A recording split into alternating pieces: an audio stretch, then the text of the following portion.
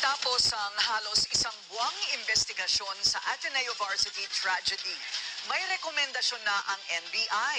Ang detalye sa agenda reporting Andrea Salve.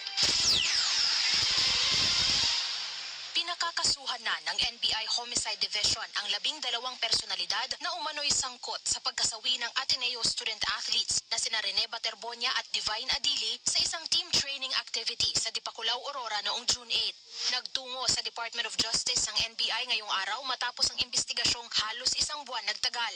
Kabilang sa mga inirekomenda nilang kasuhan ng reckless imprudence resulting in 2 counts of homicide, sina dating Ateneo men's basketball head coach Tab Baldwin, strength and conditioning coaches CJ Elumba at Grant Dearns, assistant coaches John Jacinto, Dean Castaño, Sandro Romero, Buboy Domingo at ang team physical therapist na si John Eric Kiambao. Hindi rin ligtas si Ateneo de Manila University Athletics Director M. Fernandez, ang mga may-ari ng Hermanos Leisure Farm and Surf Camp na sina Francisco Zubia, Frederick Zubia at ang co-manager nilang si Yeda Mary Molina.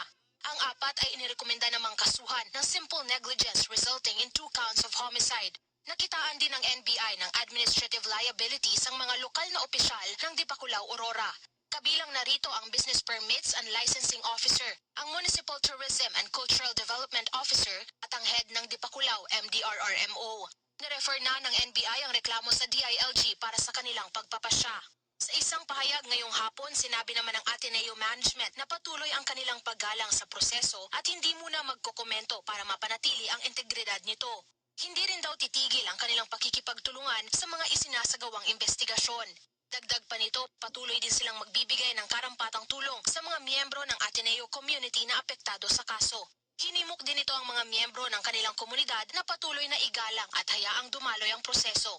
Ayon naman sa Justice Department, kanilang susuriin ang mga dokumentong isinumite ng NBI habang kinukonsidera rin ang naunang reklamo ng CIDG sa kaparehong insidente.